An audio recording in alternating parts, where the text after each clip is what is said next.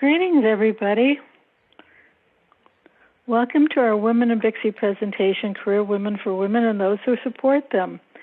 Before we get started, I'm going to turn it over to Penny, our Women in BICSI staff liaison, who's got some housekeeping tips for us. Good afternoon, everyone. My name is Penny Ferguson, and I'll be the moderator for today's session. Just a couple of brief housekeeping notes before we get started. As a courtesy to our speaker and to all of you in attendance, your microphone will remain muted throughout today's presentation. We encourage your participation by asking questions in the Q&A functionality in your control panel. You will be able to view questions from other attendees and upvote them if the question is of interest to you. Today's session will be recorded and will be available on the BICSI website in the Women in BICSI page shortly after the conference ends. A copy of today's presentation will be available in the BICSI booth for you to add to your swag bag. And now I'd like to turn it over to Michelle. Thanks, Penny. Greetings again. I'm Michelle Knifing, Chair of Women in BICSI. And welcome so much to the Women in BICSI presentation, Career Wisdom for Women and Those Who Support Them. And I have a few Women in BICSI updates before I introduce our featured speaker, Carrie Goetz. Tomorrow, Women in BICSI is hosting a chat room networking session at 1:30 p.m. Eastern. We hope you can join us. You can enter the chat room from the conference lobby. If you're not already on our email list, you can sign up by visiting our Women in BICSI page on the BICSI website. There you will also find our webinar and article links. Upcoming activities include participation in the BICSI mentorship program, webinars, BICSI Insider articles, and events at the BICSI Fall Conference. You can also keep up to date on Women in BICSI activities by joining us on LinkedIn. Now it is my great honor to introduce Carrie Goetz, Principal and CTO of Strategicom. Carrie is an international keynote speaker and is published in 69 countries and over 250 publications. She holds numerous industry-leading credentials, including the BICSI RCDD and NTS, and is a strong advocate for women in the ICT industry. Among her many industry leadership roles, she is a member of the Women in BICSI Leadership Team, the Women in Mission Critical Operations National Education Committee, Women in Data Centers, and the Women Leading Technology Sorority. She champions STEM education through outreach projects in her podcast series. Carrie was recently named in the top 10 most influential women in technology by Analytics Insight and was honored as a Network Computing Inspiration Award finalist. She is also an Infrastructure Masons IM 100 awardee and CompTIA Women in Leadership Spotlight finalist. Carrie, thank you so much for your ongoing support for Women in BICSI. Turning it over to you. Thanks. And I owe you an apology. There's one L in your name. I know that. I don't know where that second one came from. We're going to blame that on the iced tea. But anyway. No problem at all. You guys are looking for Michelle. Let me spell it with one L. So I'm here today really as a culmination of different engagements that I've had with, speaking to women and being on women's panels all over the world. I don't want you guys to sit there thinking that I'm just, like telling you all this stuff because I think I'm all that in a bag of chips. I'm not. I have been known to consume a bag of chips, but this is not just my wisdom. This is wisdom that I've gleaned through the years from mentors and mentees and other women in the industry. And so it's kind of a culmination of everybody's wisdom thrown together. I'm just a delivery mechanism for all of it. So why do we care about women in the industry? So there's a lot of reasons, but particularly right now, I think it's important because 5 times more women have lost their jobs due to COVID. And we see this quite often in in our industry or just in tech really as a whole, where the attrition rate for women is 67%. And that's not women that leave and find another job. That's women that leave the entire industry. And that's horrible. And historically, we've done a really terrible job of using tech to solve our issues in tech. And a big part of that is, women need to be caregivers. It's just a kind of a way of fact. We need to celebrate our differences and celebrate what we have alike. But if it comes time for somebody to drop out of school, it comes time for somebody to drop out of the workforce, or somebody needs to make a change to support caregiving duties, it is more often than not the woman. And so we understand that that's an issue. And I think through COVID, we really have an opportunity, because a lot of these companies that really thought they couldn't have a remote workforce have figured out that they absolutely can. And so now maybe there's a better path for women to come back out of COVID with additional jobs. But I think it's really, really important that we include women, because companies that have women at the helm do better. Matter of fact, JP Morgan Chase said they will no longer take a company public unless they have a woman on the board, because they've noticed it's that big a difference to the bottom line.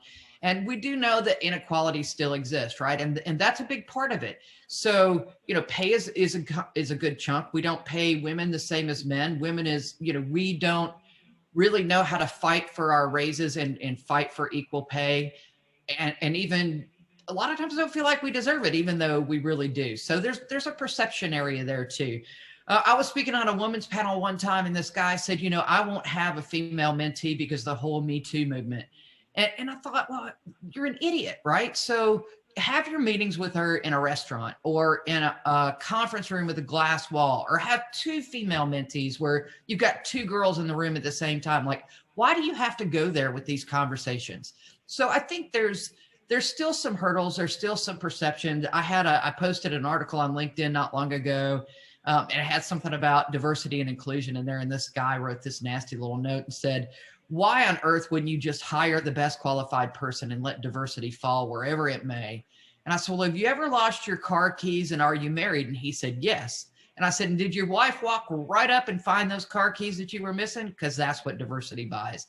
It is that difference in thought. It's that different way of thinking and bringing those thoughts together to the betterment of a company. And so as women, I will say this, you hear a lot about the imposter phenomenon, imposter syndrome, depending on who's defining it. And really that's where you feel like, man, why am I in this position? Because there's a lot of different things to it, right? Maybe you're not making as much. Maybe you've been put down quite a bit in your career. We're not taught to toot our own horns and raise our own hands. And so all of those things kind of work against us. And for those that are really trying to sponsor young women and work with young women and get them in better roles, sometimes you have to kind of nudge them along a little bit and say, put yourself out there, really put yourself forward. We don't have great negotiating skills. We weren't taught that, growing up, especially in my generation. You took a man with you if you went to go buy a car. You weren't even supposed to negotiate for buying a car. And so all of those are things that we learn over time, but those negotiating skills are important. And I think it's really important for women to support other women in the same negotiation. And same thing with men supporting women. Like if you have a woman under your tutelage or working for you and it comes raise time, you should encourage her to negotiate for that raise. And I'll give you some tools that'll help you with that. Pay equity, I think, is something that we'd struggle with a lot.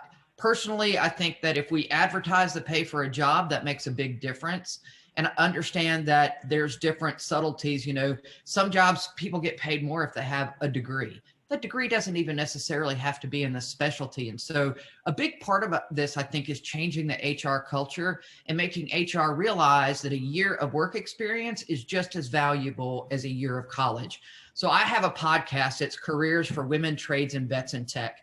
And the idea is we interview people in everything from construction to the cloud and all things in between, really just as what your career's like, what the path has been like, how you've gotten to where you are, all of those different kind of things. And some things that have come up about pay equity, like, if you advertise the job, you should have it. But as part of this podcast, I also started this hashtag, hire the person, not the paper. And I think in a lot of ways, it's really important because a degree is not everything. We all know educated idiots. And so a degree should not be the first line of defense. personally, I would rather have somebody that's been in the field working than somebody that has 4 years of a college degree and no work experience, because the ones that have sort of scrapped it out in the field have done a lot of problem resolution and really understand how that works. The other thing is, women, we really need to understand the value of the benefits that go into any pay decision. So I see this a lot of times with mentees. Somebody offers them a little bit more money and they jump to that other job, but then they realize they're paying more for insurance, they're paying more, they're not getting enough match on 401k. So we as women, as we really look to our worth and look at these salary negotiations, need to have a complete understanding of the full package that's involved in that benefit before we make those decisions. And I would say, just as another thing, own your mistakes. That's something that I've seen some people do really well, some people not do well. I'm happy to laugh at my mistakes. I feel like they're opportunities to learn. I was actually in a job interview not long ago, and the woman said, well, tell me one of your mistakes, and what was one of your failures? And I said, well, I really don't play the failure game, because I feel like anytime you make a mistake, it's an opportunity to learn and to do something better with that.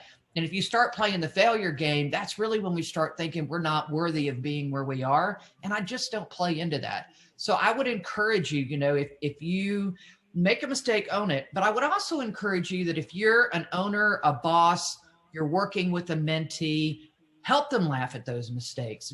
Get rid of this fear of culture where everybody is so scared to make a mistake that, we limit innovation, we limit the ability for people to work in their careers. I think it's really, really huge, especially in this industry. And if you're doing stuff with data center work, that's a very risk-averse environment, and people are scared to death. Nobody wants to be that person that makes a mistake. But honestly, some of the best solutions come through those mistakes. So figuring out how you made that mistake, how you got there, and how not to do that again is really always a good thing to do. And to be able to laugh with others when they make their mistakes, maybe not at them unless you know them pretty well. And again, like I said, we've got to get rid of this fear of culture. First off, I think it really creates a toxic work environment. If people are sitting around terrified of, getting yelled at by the boss, I don't do well when I get yelled at. That honestly is one of the first things that'll make me get up and walk out. I just don't think that there's a culture for that. I think it stifles innovation. It stops progress completely. And again, we lose that ability to examine that failure and do something that makes it better. And so I think we should always be looking to innovate and do new things. And that's part of the thing that women bring to the table as part of this diversity conversation, and people with all kinds of diverse backgrounds, young kids, people of different ethnic backgrounds, and people of, pick a background. Anything that's different than you brings that ability to have that different culture. And we don't sell product to a specific type of person. We sell products to a whole bunch of people. We sell confidence to a bunch of different customers.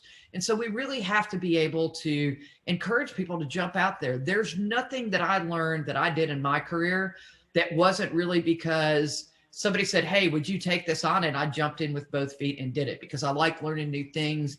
I like that tech changes really, really fast.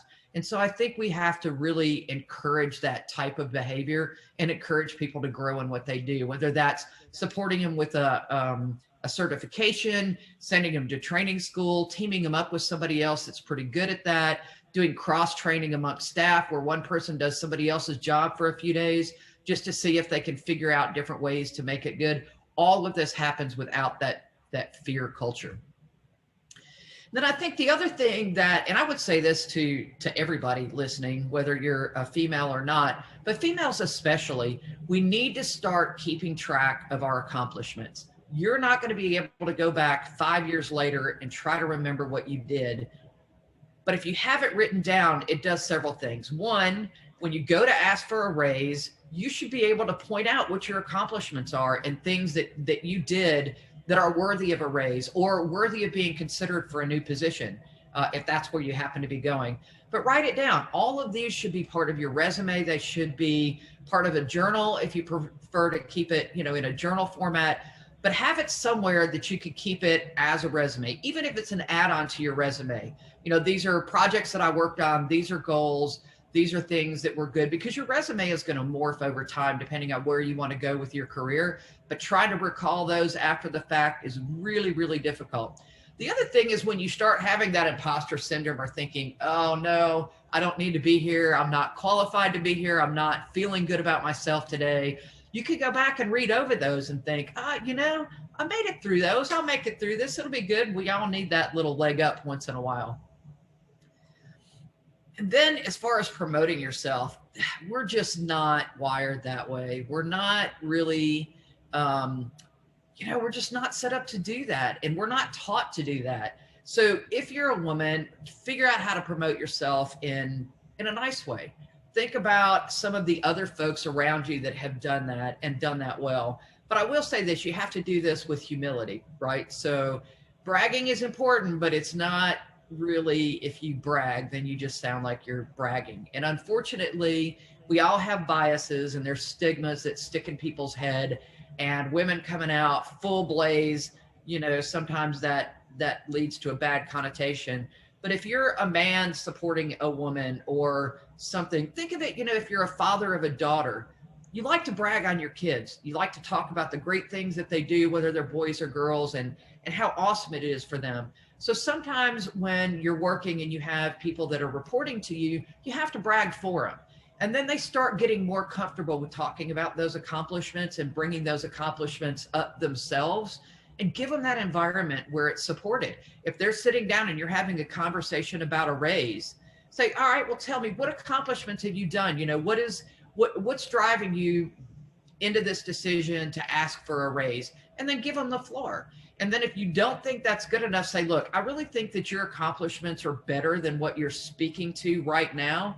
And I think you can do this better for yourself. So I want to put the raise back on the table, but come back to me in a couple days and let's have a little bit different conversation. And I want you to put yourself forward as your best self.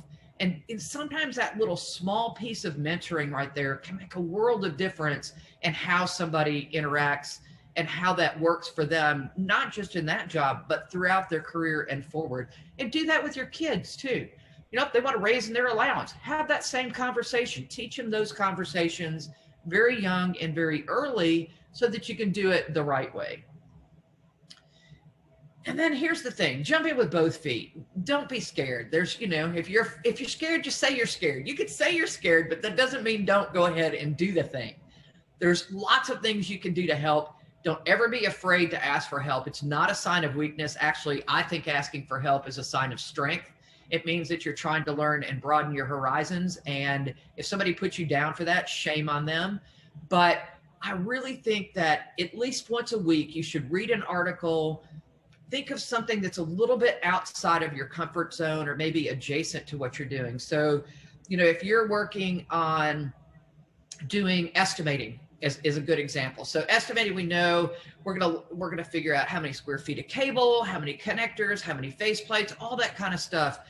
But maybe just take for that week and go learn about a network application that's going to run on that cable, or go figure out, you know, why you would use one type of fiber instead of another. Look at the application that sits on top of that and broaden that horizon a little bit. Because what happens is you start picking up all of this adjacent stuff, and it strengthens your knowledge and it strengthens your comfort in that knowledge. And that's really what you want to put forth to people, that, yeah, I get it. And then what you start doing is you start adding in all of this side knowledge and sidebar. And sometimes you might find your next biggest, most bestest passion. I mean, I started out in architecture. Then I started writing code for AutoCAD when I was teaching computer-aided engineering in college. And then I went on to be a programmer. And then they had this project to tie a bunch of campuses together. And since I was teaching both the CAD and programming classes, and I wasn't scared that a computer would chew my arm off up to the elbow, they asked if I would take on networking. So I learned networking and had a great career in networking because nobody was doing it back then. Nobody even knew what the heck it was. And so it's definitely evolved and morphed in consulting. You're, especially with consulting, you're always picking up new projects and doing new things and learning new technology and new languages. And so I just encourage you, learn something new, just figure out something different and build your knowledge and build your confidence. And remember, everybody is ignorant until they're not. I love that quote. My granddaddy said that. Everybody's ignorant until they're not, until they know. And then something outside of your job. So if you look at something that's sort of related to your job, look at something outside of your job every day. So here's a great example. You start making some money, you're young in your career. Why don't you take a class in financial management and figure out how to invest your money, what to do with your money? So maybe down the road, you become your own boss, you start your own company. Figure out something that's on the fringe, something, it could be completely non-job related. Go figure out how to take care of great pollinators in a garden. And all of these things just start building up this complexity in life, but it also gives you these really great problem solving skills that, believe it or not, are going to relate back to the other side, to the other side. And I think as bosses, both men and women bosses, and certainly for the kids that are coming up, they're very ground in devices. There's this woman, she's a friend of mine, her name's Dr. Julie Albright, and she wrote this book called Left to Their Own Devices. And it talks about how this newer generation isn't tethered to things that we were tethered to when we were growing up. They're not actively involved in church in a lot of cases. Their learning experience is remote. They'd rather text their friends and have a conversation.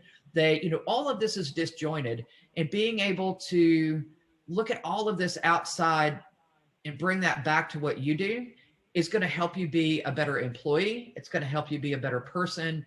And again, might help you find your next big, giant, fun passion. And then you have to make sure the environment, right? This is where it gets touchy. I personally tell young lady mentees that, if you're going to play the chick card, make sure that it's warranted. You have to really do yourself a favor and do a lot of self-examination and make sure that that's actually the environment. And sometimes it is. Absolutely, sometimes it is. I had a boss one time that if you were in a bad mood, he wrote your name in red on a calendar because he was trying to determine what time of the month it was for every woman, so he would know when to give them assignments and when not to. That's absolutely a time when you need to play one of those cards.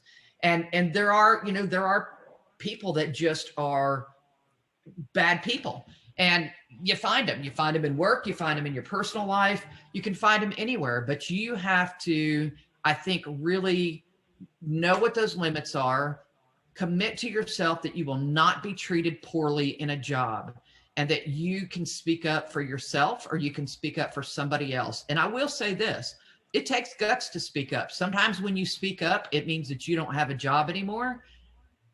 And it might seem really, really devastating at the time, but then you turn around and it's something much better in the end. And so I've seen that happen where somebody, complained and then all of a sudden they were fired. And, the guy said, well, I just can't have them working under me. If they, if they're going to bring this type of complaint up, that puts every man at on check, and it's not a good work environment. It makes it difficult for us. So we're just going to have to get rid of them.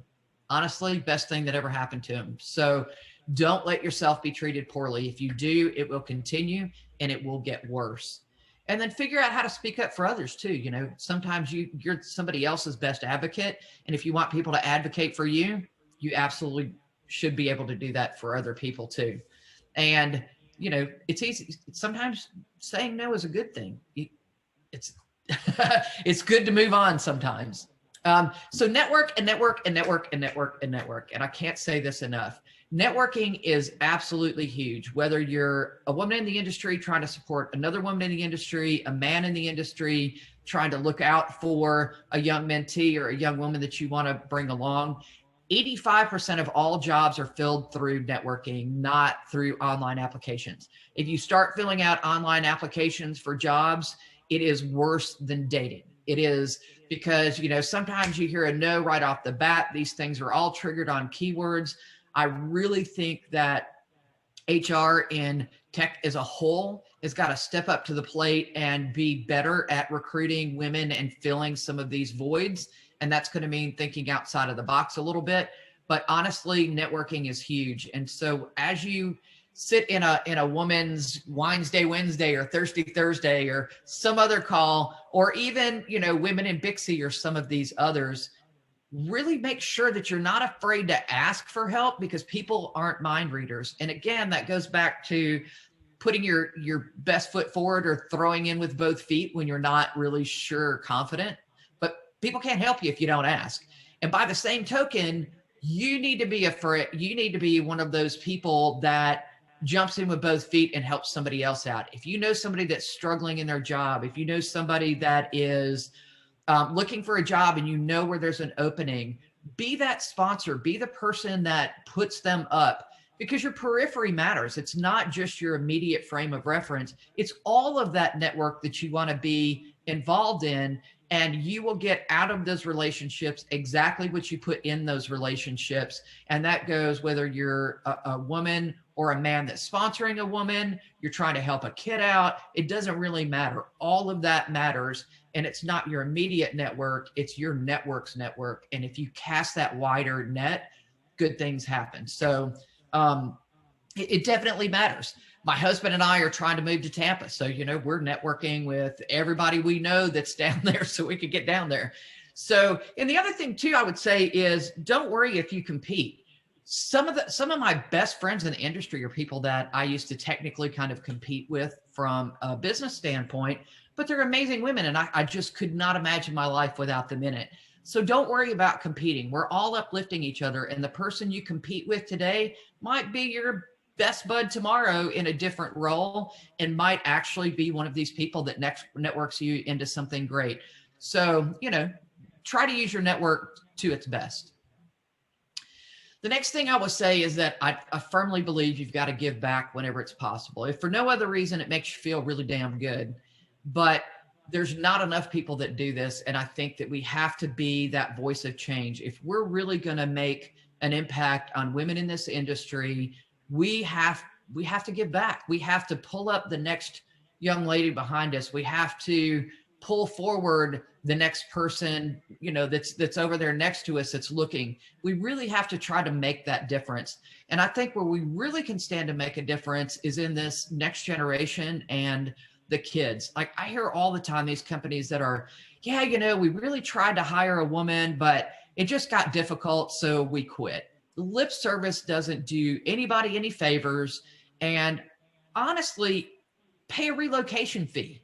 Like $5,000, you could have a woman fill that role, and now you don't have to worry about your diversity number, because you've got that diversity number and you have somebody that's probably going to be a great addition to your team.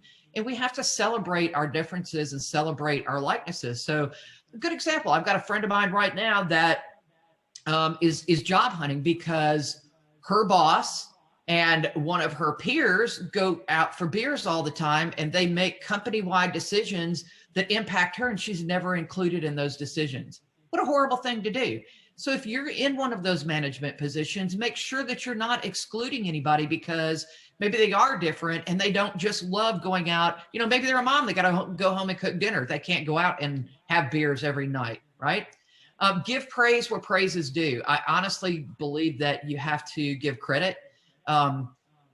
It's it's the right thing to do. There's nothing worse. I used to work with a guy that always took credit for my work, and it drove me nuts.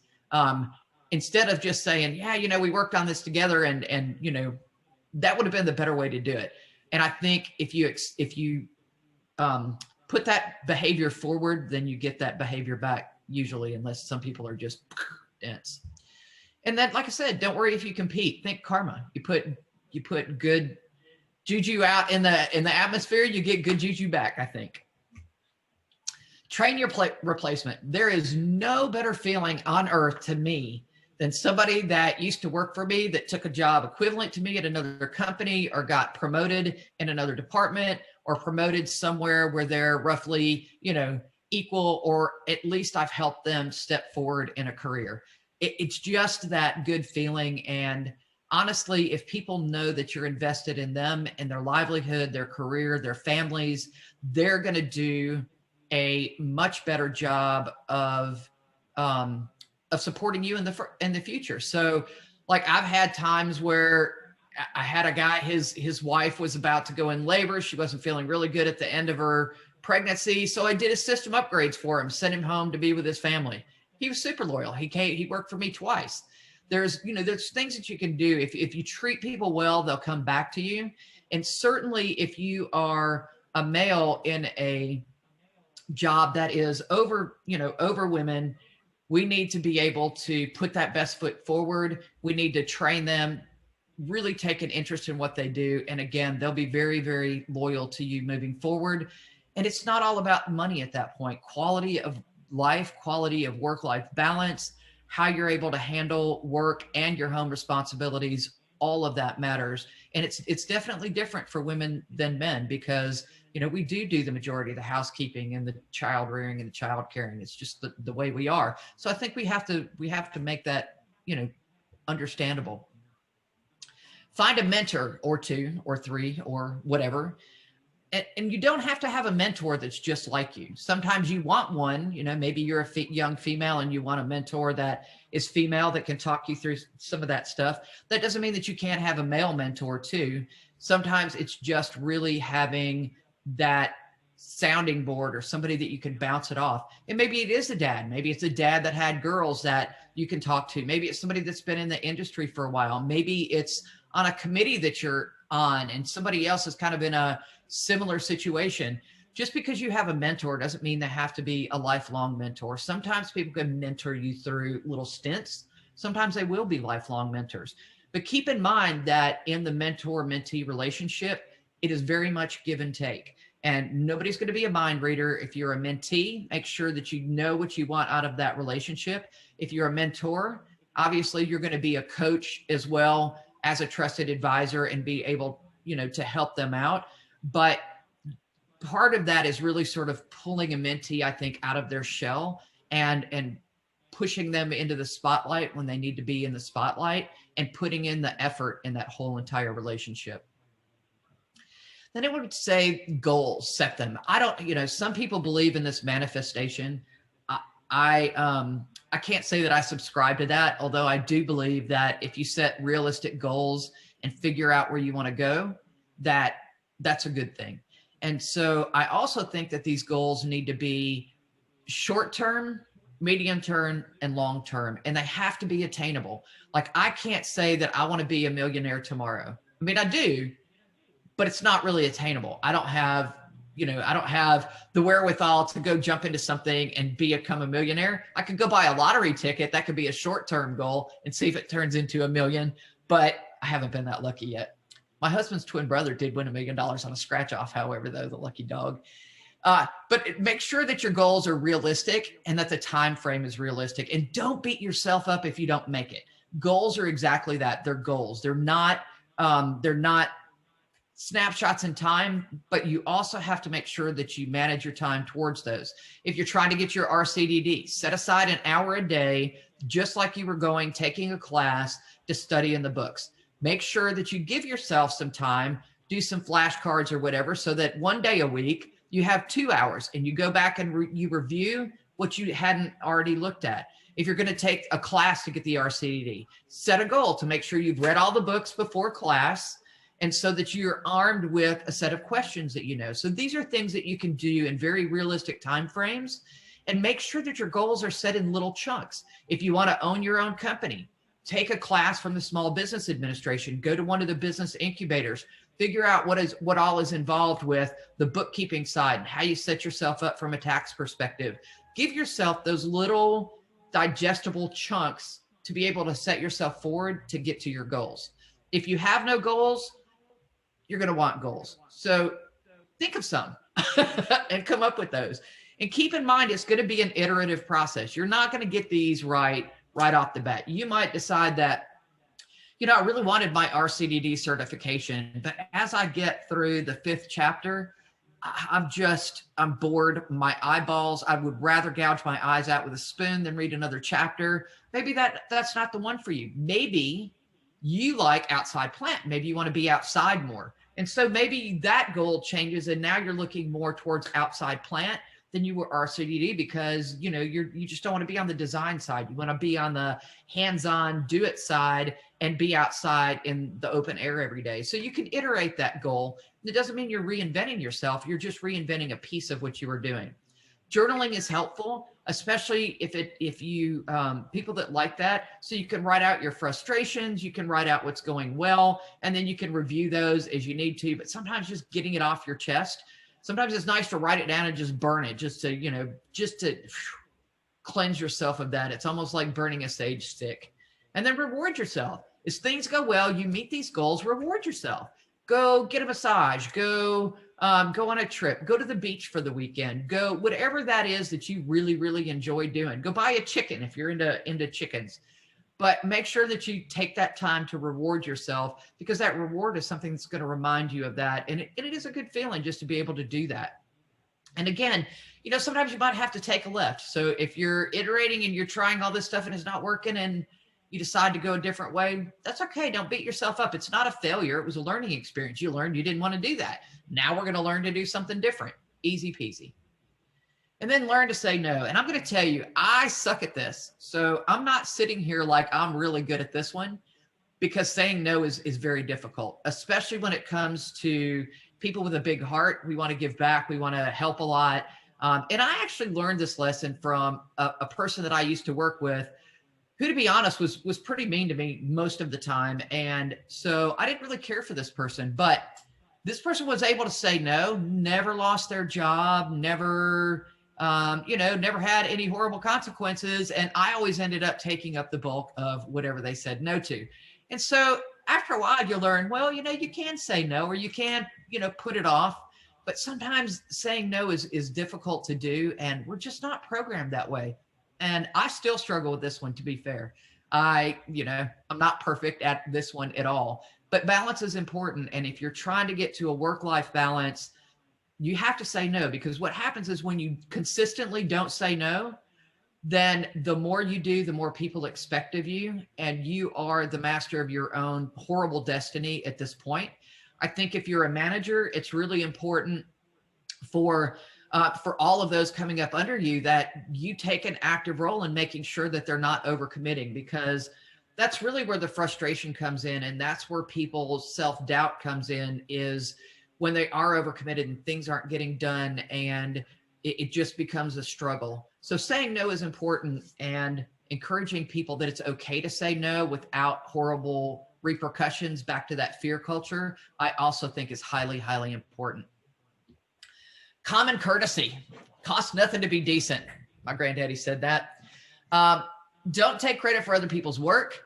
Give credit where credit's due. Uplift of others every chance you get. You'll find that if you do that, people are very uplifting to you. And try to get out of the negativity. If things are really negative, and it happens to all of us. It's happened to me in the past too, where an environment was just so negative that it just really sucks you down into that mire, and you have to figure out a way to get out. And sometimes the best way to do that is doing good for other people and really trying to help other people and be that ally. And I love this quote. The person at the top of the mountain didn't fall there. They absolutely worked their way up. They scheduled, they organized, find a system, figure out what works for you. Don't be afraid to change. Definitely don't be afraid to speak up. If you can't speak up where you are, figure out where you can speak up. That's really, really important. Everybody deserves to feel self-worth. And I think as business owners, managers, directors, people that are going to be supporting the next generation and hopefully bridging this divide where we don't have enough women in the industry, we have got to encourage HR to be part of this change. And that means hiring the person, not the paper, looking where people have been in their journeys. Don't put everything on a degree first, especially if the degree is not even applicable. You're still going to have to train those people. Invest in people. So look, I had a secretary one time that wanted to be a systems operator because she just thought it was kind of cool and unique. So I sent her to the certification class. She became a great systems operator, never left. It was that one small little thing that took an interest in her career, gave her a much, much better paying job. She could do better for her family, for her kids. Those little things, I think, go a long way. I would also encourage you to participate in associations. It's one thing to say you're a member, but be an active member, because that builds that network that we need, and it helps build some of that. And then share your time and your knowledge. Make sure that you volunteer, whether that's at a school for your kids, something along there. And then I would also encourage you to say, or encourage you to be aware of your online presence and your actions, especially if you're looking to make a career move. You never know what's going to come back and bite you and haunt you. And I will say, certainly at trade shows and stuff, people know who the party and idiots are, and that might not be kind of the best foot forward for you as you're trying to build where you are. So I did kind of breeze through those, really because I wanted this to be, pretty open and have some really good Q&A. I will say this is all my contact information. I'm happy to connect with anybody. Anybody that knows me will tell you I try to be a good connector wherever I can and help people out. So don't be afraid to reach out. If you need a sounding board, if you just want to bounce an idea off, please, by all means, I'm here to help, and hope that I can help any of you out. So with that, we will open the floor to questions. All right, great. Carrie, we do have one question so far, and I would just encourage everybody, this is a great time to add your questions to the chat box.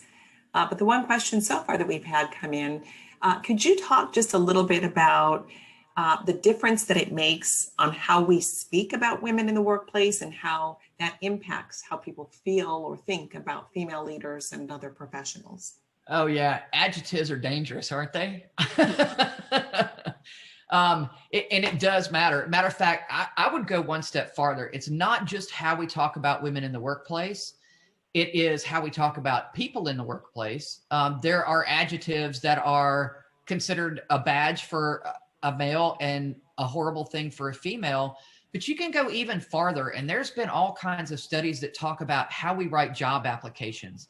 For instance, in a job application or a job requisition, if you're asking for somebody aggressive, a woman's not going to apply to that job, because she's going to assume that that doesn't apply to her. Because women, we're not taught to be aggressive. We don't want to be aggressive. And for us, that has a very negative connotation.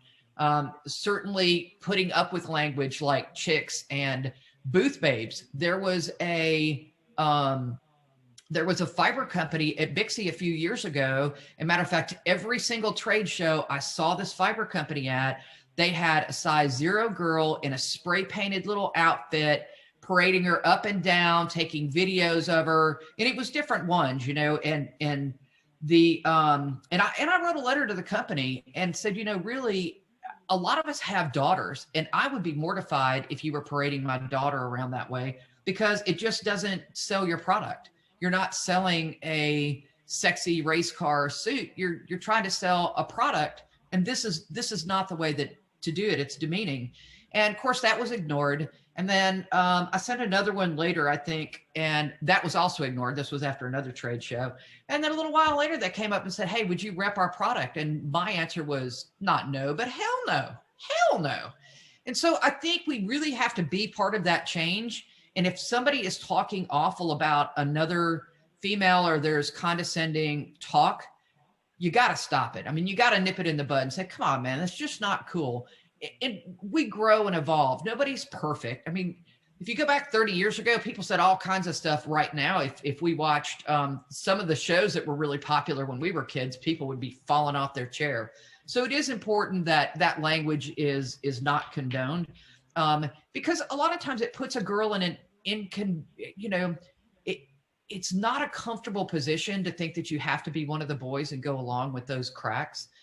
If people are out after work, they're drinking at something different, and because you can get up and leave that situation. But absolutely, in a workplace, it doesn't. Same thing with job applications. A woman will send in to fill in a job rec if she thinks she's 100% qualified for the job, whereas a male will answer that same job rec if he feels like he's about 60% qualified for the job, because he's not worried about learning the other 40%.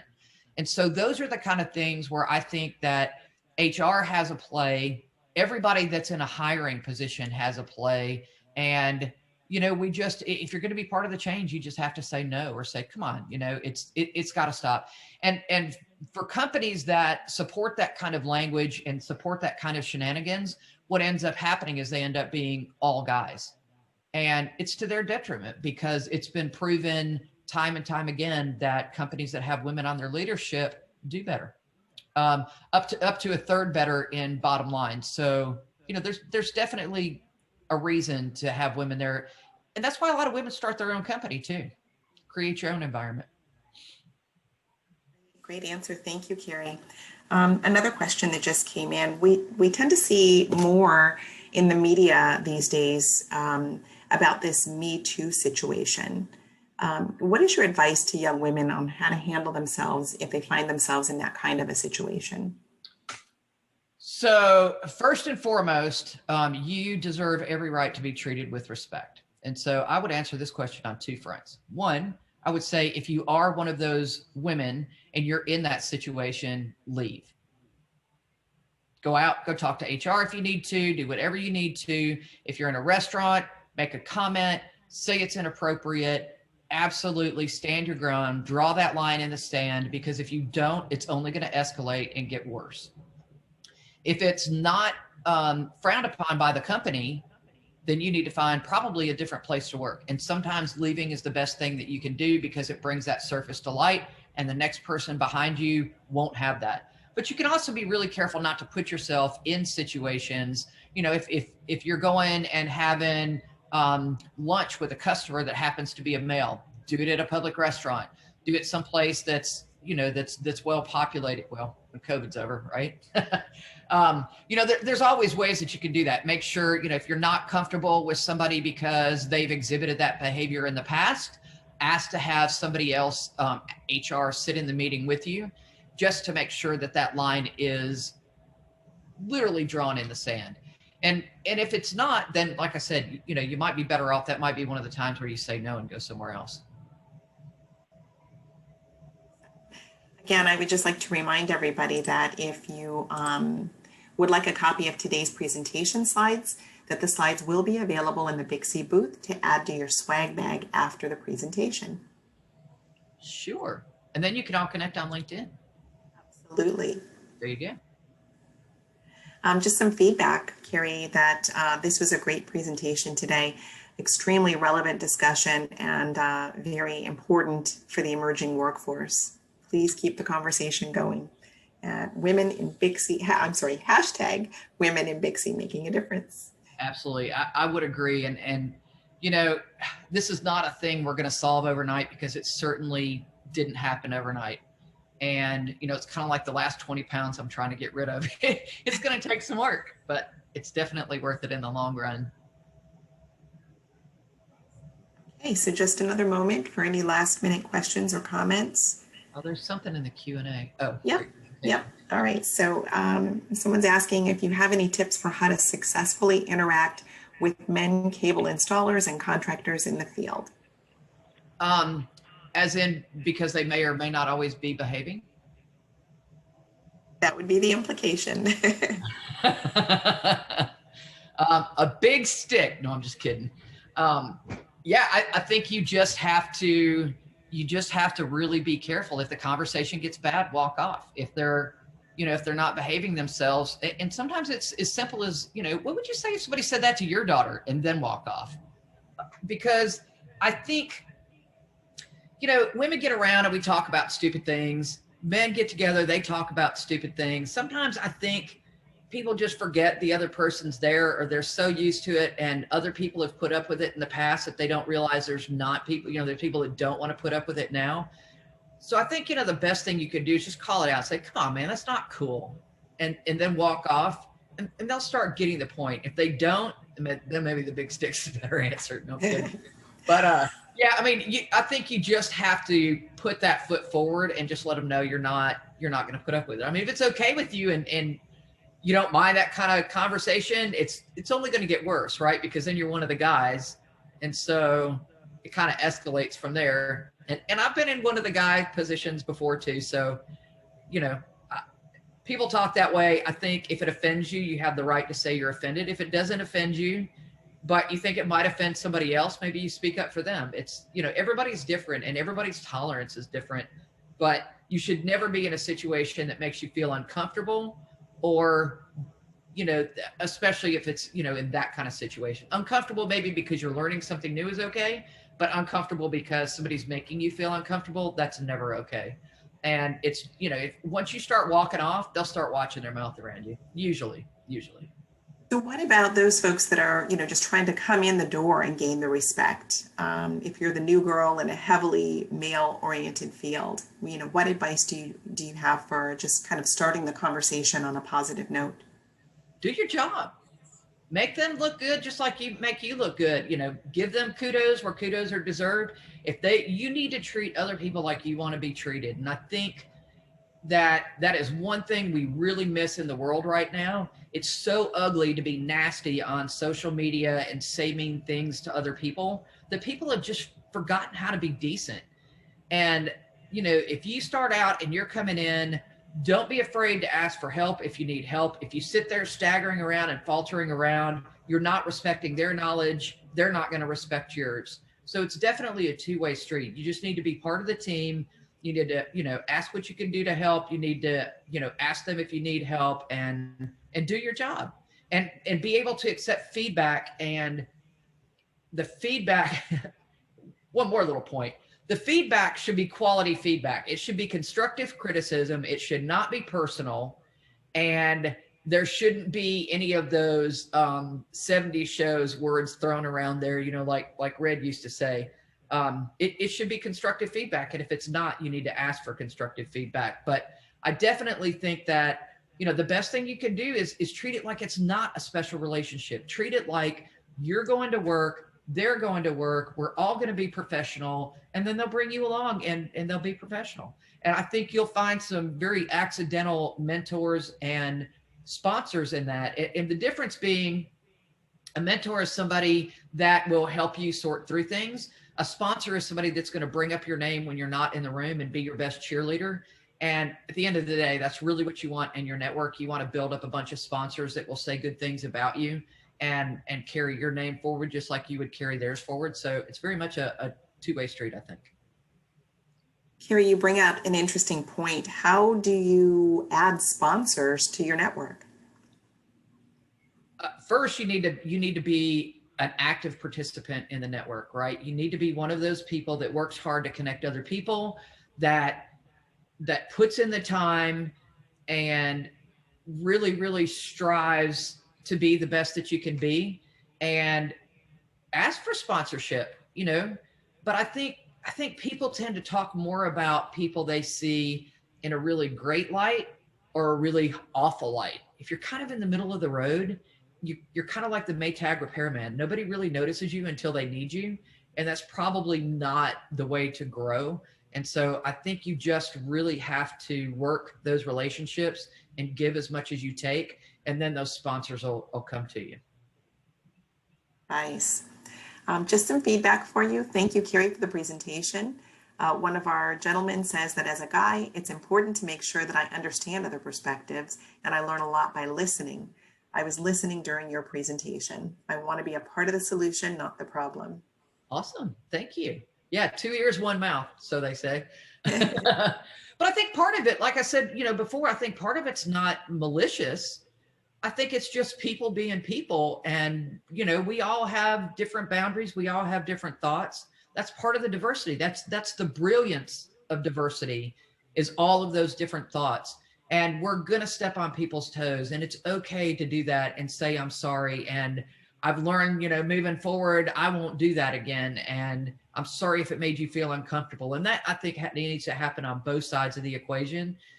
And when you get all the garbage out of the way, then real progress starts, right? Because now we're not worried about the minutia, and we're not worried about whether somebody's a guy or a girl. We're just worried about, wow, this is an amazing member of my team. I'm so stoked that they're here. And bam, you've just earned a sponsor. Thank you so much for the presentation today. A lot of wonderful information, great advice. Thanks.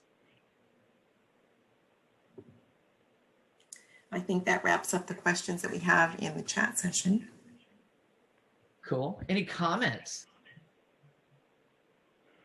Well, Carrie, Michelle here. I just want to say how much we appreciate this presentation. It's just a wealth of information and very meaningful for both the women and the men that attended, and greatly appreciate your support for Women in BICSI.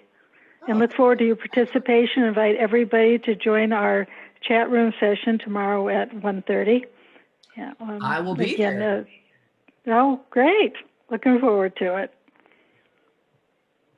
The more the merrier. And two, like I said, you know, if you guys don't want to ask a question in this forum, you'd rather send an email, there's my email address. Feel free to do that too.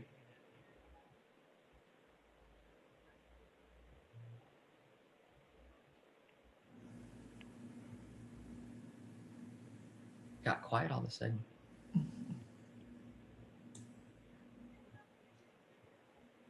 Yes, so we just have a couple of additional folks saying thank you for the presentation. Really glad that the guys joined and that the talk was super encouraging. Totally relevant presentation. A lot of great information.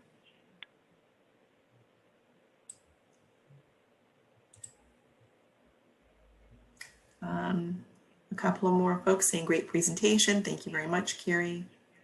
Really appreciate the straightforward thoughts on this critical issue.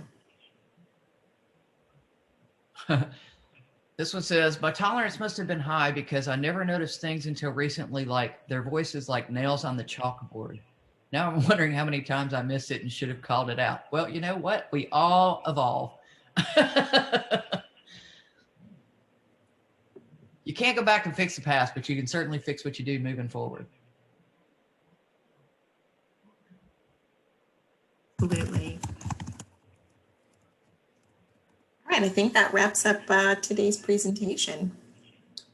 Well, awesome. Thank you guys so much for being here. I hope that I hope everybody learned at least one little something from that. And I look forward to seeing you guys all in person really soon, and certainly in the chat tomorrow. Thanks again, Carrie. Greatly appreciated. Thanks. Bye, everyone. Enjoy the conference and hope to see you in the Women in BICSI networking session tomorrow.